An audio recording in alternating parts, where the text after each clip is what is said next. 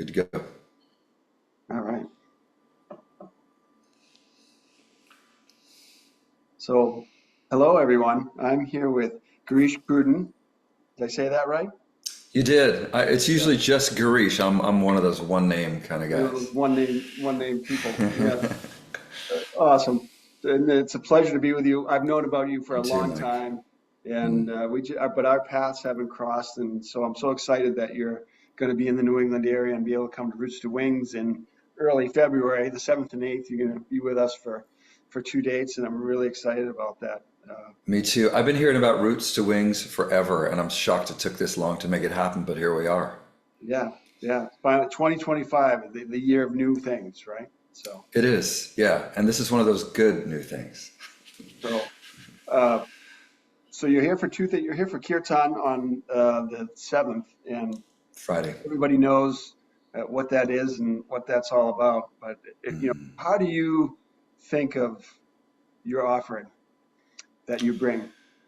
I mean, the fundamental thing for me is that we get together and sing, and we're not thinking about our beliefs about anything else. We're not identifying with how we look externally in any way. We're having this direct human experience that really is the root of the whole bhakti yoga movement. I mean, the origins of the word bhakti are bhaj, which means to join. And these people who started doing this, coming together, as we will, on Friday, February 7th, just put aside their religious and political differences and came together and sang in a way that kind of brought everyone literally into a circle. And that experience delivered something that no amount of reasoning or debating or persuading ever could, which is just that common humanity. And to me, I feel like that's what we need more than ever. So I love doing what I do because you can see in people's faces that it just nourishes them at such a deep level to feel seen and to see their fellow human beings with respect and compassion. It's a beautiful thing.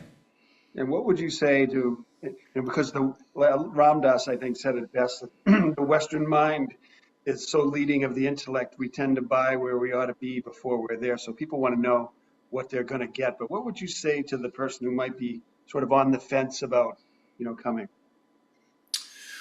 Well, I feel like you deserve to be there, in the same way that you and I deserve to be there.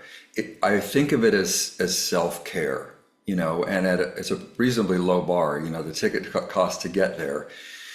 This is like time and money so well spent because it nourishes this part of us that so deeply needs to feel that sense of belonging and connection at a place that is built for and provides that sense of belonging and community as Roots to Wings does.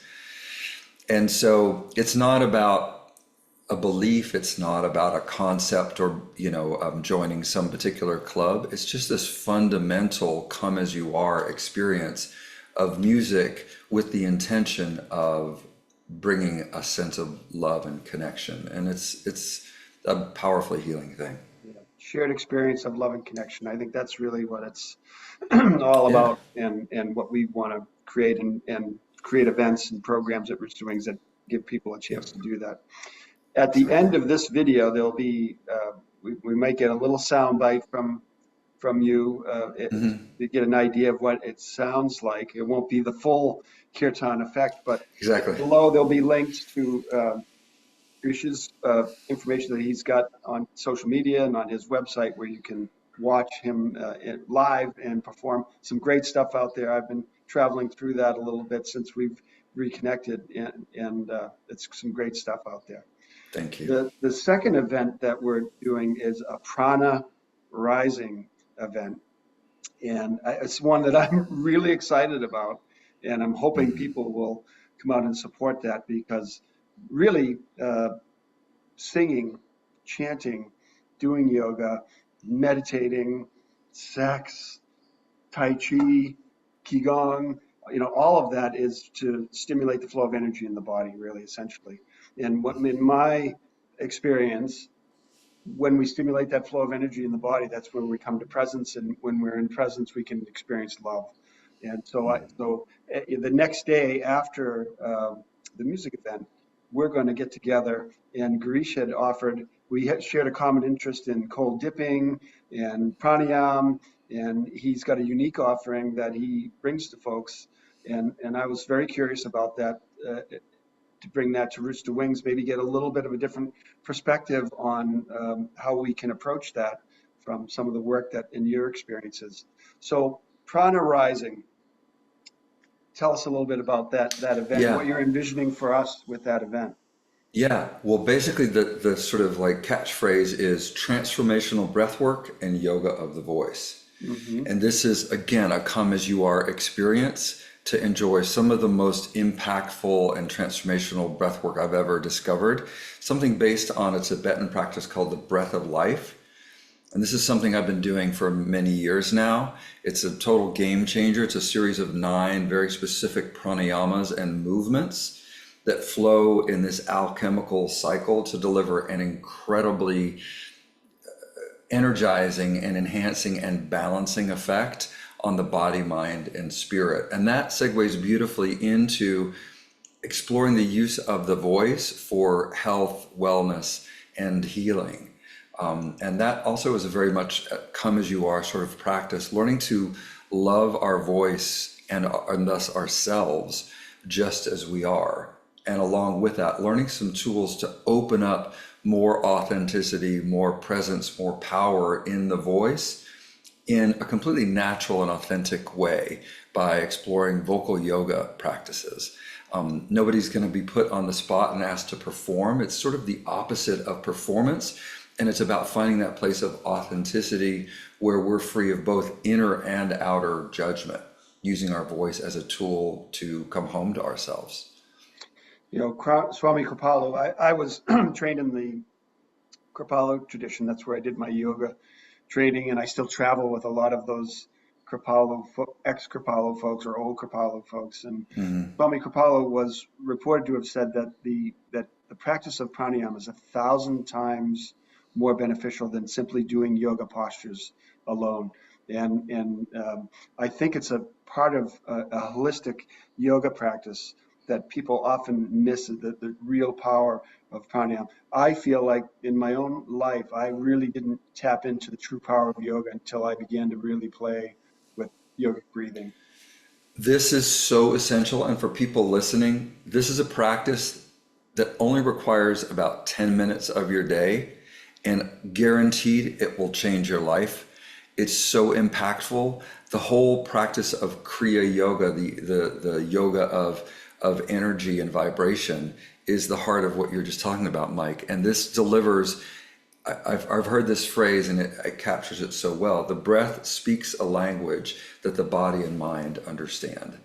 So you Yeah. breathe in these certain patterns with these very specific movements, and it delivers the goods. It's not about what we think or believe, but the experience speaks for itself. Yeah. I told you a little bit about my Esalen experience. I was out there in the late fall, late October, when we Right. were emailing back and First forth, connecting. and the I experienced prana in a new way out there that I maybe had heard was possible. It wasn't really something that I didn't go out there to try to experience it or anything, but it sort of just happened. And what I found was that uh, I didn't need as much food as I thought I needed, that I was capable of much more physical activity than I thought I was. I didn't need as much sleep as I thought I needed. And I was able to, through using breath in yoga, breath in dance, and simply doing breath practices, pranayama practices, that I was actually able to give myself enough energy to have more than enough energy to do everything that I wanted to do. Absolutely. You know, the if for those of you who are maybe on the esoteric side of things and you want to read about pranayama or anything like that, you know, those books would point to some of these things that might happen at some point in a pranayama practice. But there were things that I read, and yes, maybe that's possible, but it can really happen. I mean, if we can enliven our bodies through energizing ourselves, through breath work in particular, it's extremely transformational, incredibly And transformational. it's so accessible, and notwithstanding, the fee to come to a workshop like this and spend a couple of hours learning, Right. from that day forth, every time you sit down to engage in these very simple, very accessible and powerful practices, it's completely free. It's you working with your breath in a way I think Bessel van der Kolk, in The Body Keeps the Score, would describe as a bottom-up approach, where you're working with your physiology and your energy in such a way that what you're thinking and the moods that are passing through become eclipsed by the magnitude of the prana and the chi and the life force that's flowing through you when you do these simple exercises. So we'll learn them together, passed down from centuries from the monasteries and nunneries of Tibet, and learn them together, and you can take them home and enjoy and bring them into your life. And I hope we're going to have time maybe for a cold dip too.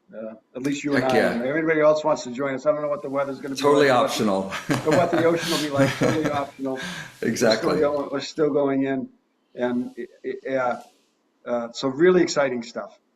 Yeah, it's beautiful, and there's nothing I love better than sharing it, because I've been doing this for a while, and I keep hearing over the years just reports of how these practices, both the chanting, the mantra, and the breath work, have just blessed people's lives in such a powerful way. Yeah. So for those of you who are out there, um, and your intellect is the Western mind, what am I going to get? If you breathe, you will experience something. And that's what yoga is all about, really, is direct experience. And breathing will lead us all to a direct experience together. And we've never needed it more. That's the piece of it. There's in the words of the song, there's something happening here. There's Yeah, transformation of afoot, and we're not apart from that transformation. And so taking care of ourselves is not a luxury. Self-care is the root. Everything flows down from that. And that's so it. these Absolutely. practices are essential. Yeah. Yeah. You got a little number, a Yeah, little let's close commentary? with a little mantra that invites all beings everywhere to be happy and free. This mantra, Lokah Samostah Sukhino. We'll just do a really brief version to close. Lokah Samostah Sukhino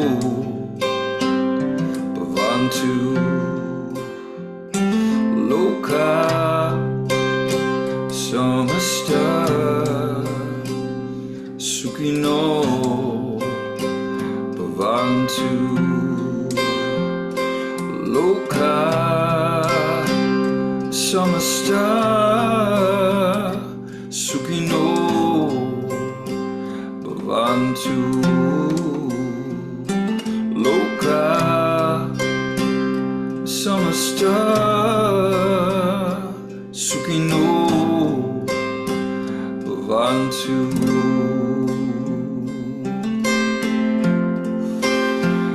And we shine like diamonds in the sun. Every one of us, every one of us shines, and we shine like diamonds in the sun. Every one of us, and we shine like diamonds in the sun. Every one of us, every one of us shines. We shine like diamonds in the sun. Every one of us, every one of us shines.